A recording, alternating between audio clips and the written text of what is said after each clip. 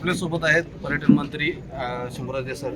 साहेब, खरं तर संजय गायकवाडांच्याकडनं एक वक्तव्य केलं गेलं, स्थानिक स्वराज्य संस्थांसाठी 2-3 कोटी रुपये लागत आहेत, 100 बोकडे लागत आहेत आणि यामुळे नवा वादाची सुरुवात होऊ शकते. काय आहे, माननीय आमदार साहेब संजय गायकवाड साहेब माझे चांगले मित्र आहेत, विधिमंडळातले आमचे सहकारी आहेत, आमच्या पक्षाचे ते आमदार आहेत. त्याला कोणीतरी सांगितलं असेल, अहो निवडणुकीला एवढा खर्च करावा लागतो, निवडणुकीला तेवढा खर्च करावा. कसं आहे, आपण आता शेवटी चर्चेला बसलो, हे कार्यकर्ते बोलतात ना, त्यामुळं कुणाचं तरी त्याने ऐकलेलं आहे ती, आणि ती भाषणाच्या ओघात ते बोलून गेले.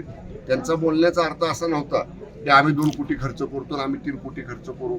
आता बघा, एखाद्या ठिकाणी आपण सहज गेलो तर कार्यकर्ते बोलतात ना, एवढं मोठं जेवण घालायला लागलं, एवढं मोठं हे करावं लागलं.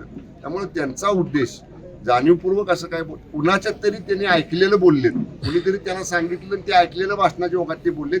त्यांचा असा उद्देश की एवढे पैसे खर्च करा आणि एवढी बोकडं मारा असा बोलण्याचा त्यांचा उद्देश नाही.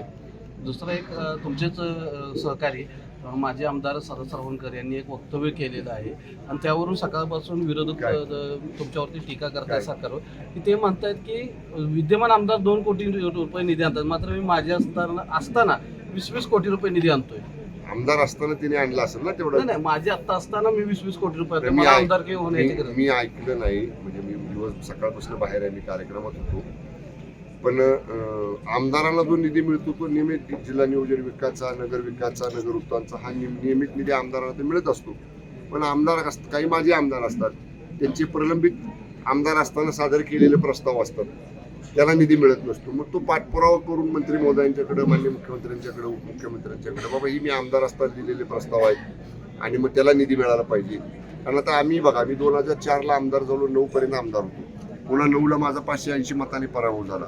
पण माझी जी 2004 ते 9 मध्ये निधीची कामं प्रलंबित होती, किंवा 2008-9 शेवटच्या आर्थिक वर्षात जी आम्ही दिली होती, पुढे 9-10 मध्ये यायला पाहिजे होते, ते आले नाहीत.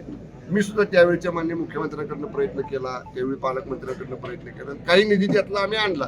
कदाचित सरवणकर साहेबांना असं म्हणायचं असेल की मी माझ्या म्हणजे आमदार असताना दिलेल्या प्रस्तावाचा निधी आता मी माझे आमदार झालोय, पण तरी सुद्धा मी तो निधी पाठपुरावा करून आणतो, असं कदाचित त्याला म्हणायचं असेल. मी त्यांच्याशी बोलतो, त्यांना नेमकं काय म्हणायचं, पण मी जो अंदाज व्यक्त करतोय तो असा आहे.